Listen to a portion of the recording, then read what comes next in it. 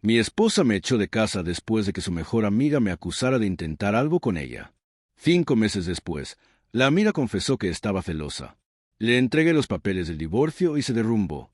Jamás pensé que escribiría algo así, pero aquí estoy, en casa de mi hermano a las 2 de la madrugada.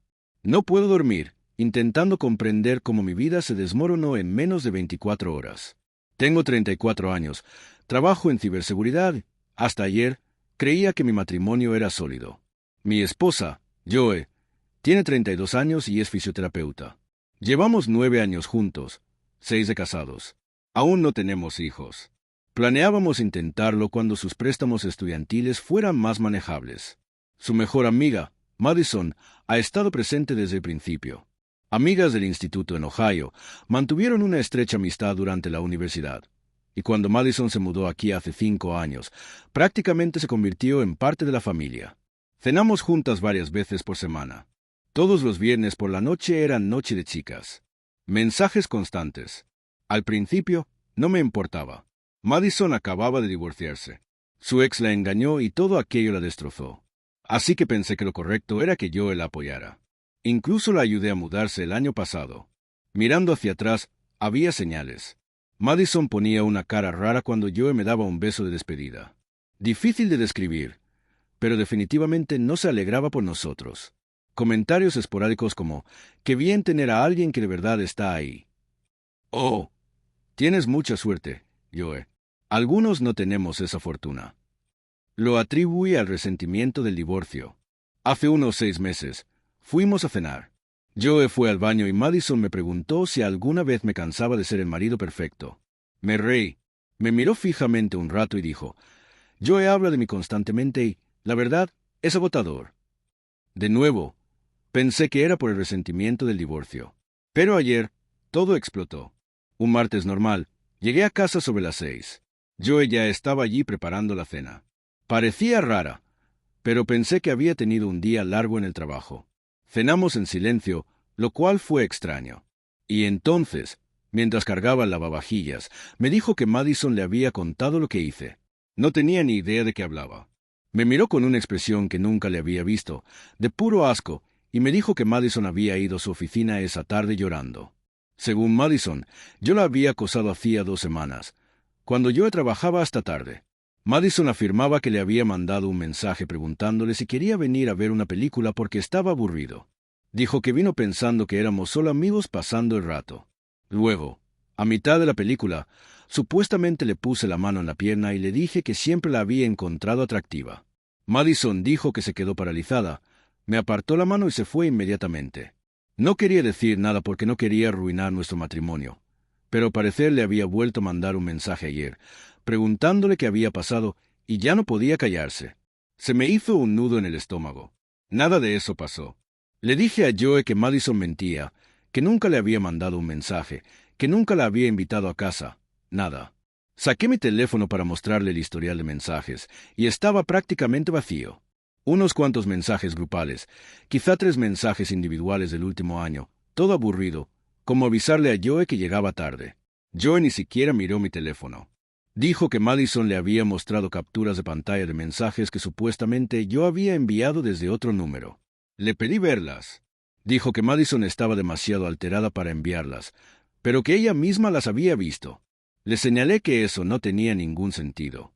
¿Por qué tendría yo otro número? Pero Joe dijo que trabajo en ciberseguridad, así que podría falsificar un número fácilmente o usar alguna aplicación. Lo intenté todo. Le dije que esa noche estaba en casa jugando en línea con mi amigo Liam. Podía demostrarlo con los registros de Discord y el historial de juegos. Dijo que podría haberlo hecho después de jugar. Le dije, vale, revisa el timbre ring. Verás que nadie vino. Dijo que probablemente había borrado la grabación. A cada explicación que le daba, tenía una réplica preparada. Sentía que ya había decidido que yo era culpable y que nada la haría cambiar de opinión. Le pregunté a Madison por qué mentiría sobre algo así, y Joe gritó que Madison era su mejor amiga y que no ganaba nada mintiendo. Entonces empezó a llorar, diciendo que al principio me defendió, pero que Madison le había enseñado los mensajes. Luego la llamó en alta voz. Madison sollozaba, diciendo que lo sentía mucho. Nunca quiso que esto pasara. Simplemente no podía vivir con la culpa. Intenté hablar y Madison dijo algo como, «Por favor, admite lo que hiciste. No se lo pongas más difícil a Joe». Le dije que estaba mintiendo y empezó a llorar aún más fuerte, diciendo que sabía que lo negaría e intentaría hacerla quedar como una loca. Joe colgó y me dijo que hiciera la maleta y me fuera. Le dije, «No, esta también es mi casa. No me voy por mentiras». Dijo que si no me iba, llamaría a la policía y diría que la estaba haciendo sentir insegura. Esa amenaza me destrozó. Agarré algo de ropa, mi portátil, mi cepillo de dientes y me fui. Me quedé en el coche unos 20 minutos, mirando al vacío, y luego conduje hasta el apartamento de mi hermano. Mi hermano Ethan abrió la puerta, me vio y me metió dentro sin preguntar nada. Le conté lo que había pasado. Estaba furioso. Había conocido a Madison en fiestas y reuniones familiares. Nunca le había caído bien. Siempre decía que le daba mala espina, que estaba demasiado pegada a Joe. Pensé que estaba siendo paranoico, pero quizá vio algo que yo pasé por alto. Ethan me dijo que tenía que buscar un abogado inmediatamente, que acusaciones falsas como esa podían arruinarme la vida. No pude dormir esa noche. Repasaba mentalmente cada interacción con Madison, intentando averiguar si había hecho algo que pudiera malinterpretarse. No se me ocurrió nada. A la mañana siguiente, llamé a Joe, pero saltó el contestador. Le escribí, nada. Le envié un correo electrónico larguísimo explicándole todo, rogándole que mirara las pruebas. Silencio. Incluso llamé a su madre pensando que quizá podría hacer entrar en razón a Joe, pero su madre fue muy fría. Dijo que Joe le había contado lo sucedido y que estaba decepcionada conmigo. Intenté explicarle, pero me interrumpió diciendo que Joe no mentiría y que Madison no tenía motivos para inventarse cosas. Todos ya me habían declarado culpable. Esa noche, en casa de Ethan, tomé una decisión.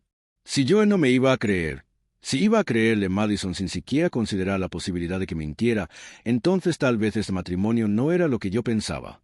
La primera semana fue dura. Ethan tenía que trabajar durante el día, así que me sentaba en su sofá a mirar el móvil, viendo fotos antiguas de Joe y yo. Seguía pensando que entraría en razón, que se daría cuenta de que la historia de Madison tenía fallos, que la llamaría y le pediría disculpas. El teléfono permaneció en silencio. Le escribí mensajes todos los días durante los primeros 5 días. Cosas sencillas, preguntándole si podíamos hablar, diciéndole que la echaba de menos. Ignoró todos mis mensajes. El 6.º día, pasé por delante de casa y vi el coche de Madison en la entrada a las 11 de la mañana de un jueves. Básicamente se había mudado. Fue entonces cuando me di cuenta de que esto no iba a ser un olvido. Madison estaba en mi casa todos los días, probablemente reforzando constantemente sus mentiras. Joe no tenía espacio para pensar. El 7.º día, Ethan me sentó y me dijo que tenía que dejar de torturarme. Me dijo que no podía seguir pasando por la casa en coche, que no podía seguir enviando mensajes al vacío, que necesitaba protegerme.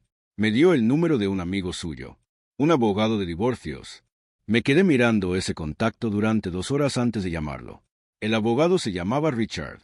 Tendría unos 50 y tantos años. Había llevado cientos de divorcios. Nos reunimos en su oficina a la mañana siguiente. Le mostré todo. El historial de mensajes prácticamente vacío con Madison. Mis registros de juego de Discord de esa noche. Ella afirmaba que yo la había invitado. La cuenta de mi timbre ring sin actividad. Richard me escuchó y luego dijo algo que se me quedó grabado. Dijo, incluso si demostramos que Madison mintió, incluso si Joe finalmente descubre la verdad, necesito preguntarme si podré volver a confiar en mi esposa después de esto. Eso me impactó porque tenía razón. Joe no solo le creyó a Madison. Se negó siquiera a escuchar mi versión, me echó de casa, me bloqueó y puso su familia en mi contra. Richard dijo que debíamos presentar la demanda de inmediato. Explicó que en nuestro estado hay un periodo de espera obligatorio de 60 días después de la presentación, antes de que se pueda finalizar cualquier trámite. Si hay disputa sobre los bienes o si una de las partes impugna, dijo que debíamos adelantarnos, presentar la documentación. Si por algún milagro Joe cambiaba de opinión antes de que estuviera todo listo, podríamos retirar la demanda, pero al menos yo estaría protegido. Firmé los documentos iniciales ese mismo día. Fue surrealista, como ver la vida de otra persona derrumbarse.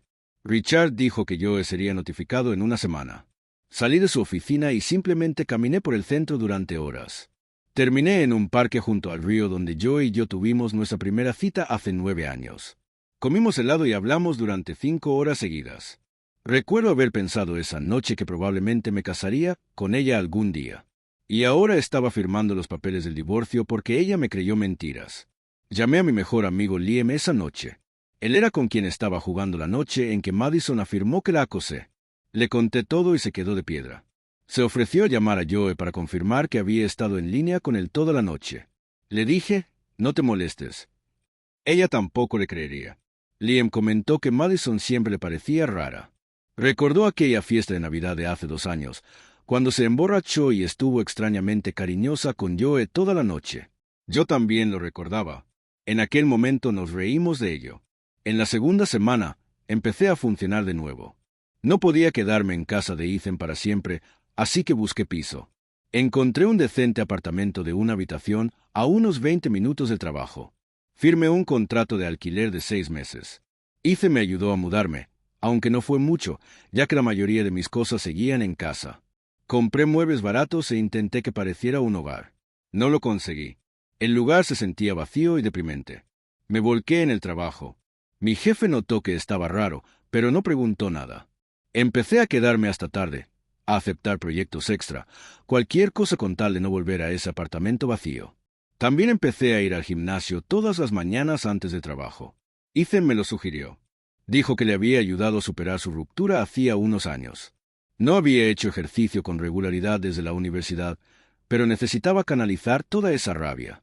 Y la verdad es que me ayudó. Levantar pesas hace que todo lo demás parezca manejable por un rato. Tercera semana. Seguía sin saber nada de Joe. Le habían entregado los papeles del divorcio. Richard llamó diciendo que Joe los había recibido y que, al parecer, se había asustado muchísimo. Su madre llamó a su oficina gritando que yo estaba abandonando a mi esposa cuando me necesitaba. ¿Cómo me atreví a pedir el divorcio? Richard explicó con calma que su hija me había echado de casa con falsas acusaciones y que se negaba a tener cualquier contacto. Su madre le colgó. En parte, esperaba que la notificación de los papeles despertara a Joe, que se diera cuenta de que hablaba en serio. Pero nada. Entonces sucedió algo interesante. Una amiga en común, una chica llamada Casey que trabaja con Joe en la clínica, me contactó por Instagram. Dijo que no sabía qué había pasado, pero que no creía que yo hiciera lo que Madison afirmaba. Le pregunté por qué y me dijo que Madison se había estado comportando de forma muy extraña últimamente. Prácticamente vivía en casa de Joe. Se ponía a la defensiva cuando alguien preguntaba por mí. Sinceramente, algunas partes de su historia no cuadraban. Dijo que otras personas en la clínica también dudaban de la versión de Madison, pero que nadie quería decirle nada a Joe porque ella era muy frágil. Esa conversación me dio una pequeña esperanza de que tal vez la verdad saldría a la luz algún día. Pero no cambió mi situación. Seguía solo en un apartamento deprimente. Mi esposa aún me odiaba. Madison seguía haciéndose la víctima. En la cuarta semana, Ethan insistió en que tuviera una cita. Me presentó a una amiga de su novia, una chica llamada Ashley. Era simpática, trabajaba en marketing. Fuimos a tomar algo al centro. Intenté estar presente, pero no tenía ganas. A mitad de la cita, me dijo, no he superado a mi ex, ¿verdad? Me disculpé. Me dijo que estaba pasando por un divorcio y que probablemente no debería estar saliendo con nadie. Se lo tomó bien. Me deseó suerte. Volví a casa sintiéndome aún más sola. Para la octava semana, empecé a aceptar que esta era mi nueva realidad. Joe no iba a volver. El divorcio seguía adelante. Empecé a hacer planes para mi futuro. Quizás mudarme de ciudad. Empezar de cero. Centrarme en mi carrera. Ir a por ese puesto directivo. Abrirme. Viajar. Algo de lo que Joe y yo siempre hablábamos, pero que nunca hacíamos. Entonces llegó la 10ª semana y todo cambió. La madre de Joe me llamó. Que me llamara la madre de Joe fue lo último que esperaba. Casi no contesté, pero la curiosidad pudo más. Le temblaba la voz. Dijo que necesitaba contarme algo y que me debía una disculpa. Resulta que Madison se había emborrachado en su casa 3 días antes. Joe no estaba allí, ya que trabajaba en el turno de noche. Madison empezó a llorar diciendo lo difícil que había sido todo, lo culpable que se sentía. La madre de Joe pensó que se refería a la culpa por haber presentado la acusación. Entonces Madison dijo algo que la hizo dudar. Algo sobre cómo amaba tanto a Joe y no podía soportar verme con ella. La madre de Joe preguntó qué significaba eso, y Madison se derrumbó por completo. Confesó que se lo había inventado todo.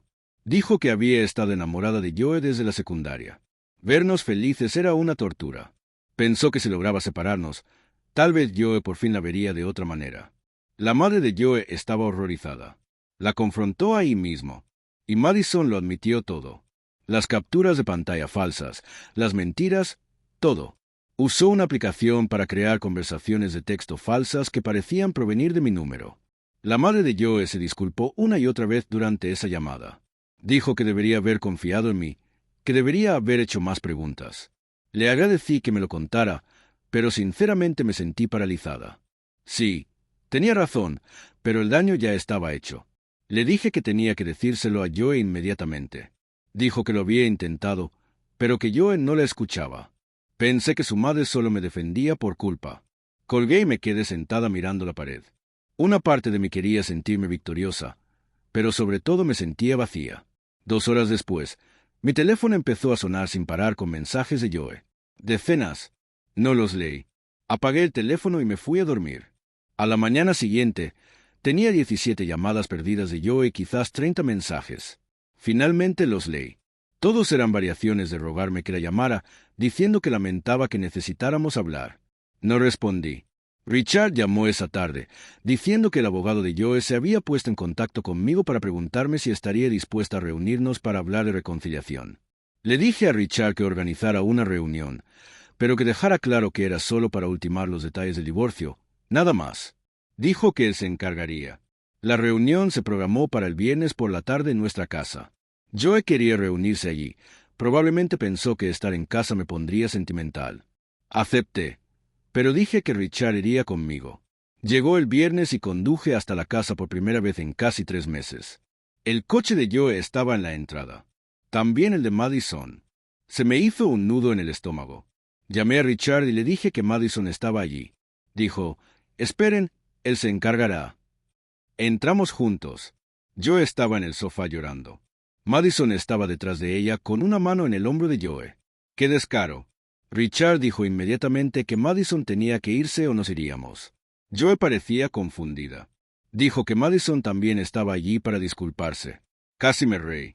Madison empezó a decir algo, pero Richard la interrumpió. Dijo que su presencia era inapropiada y que no me interesaba nada de lo que tuviera que decir. Madison se puso roja como un tomate. Miró a Joe esperando que la apoyara, pero Joe se quedó sentado.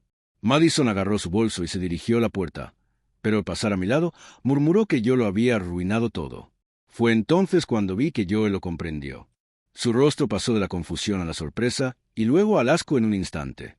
Se levantó y le preguntó a Madison qué significaba eso. Madison se quedó paralizada, se giró y se notaba que intentaba encontrar una manera de retractarse. Demasiado tarde.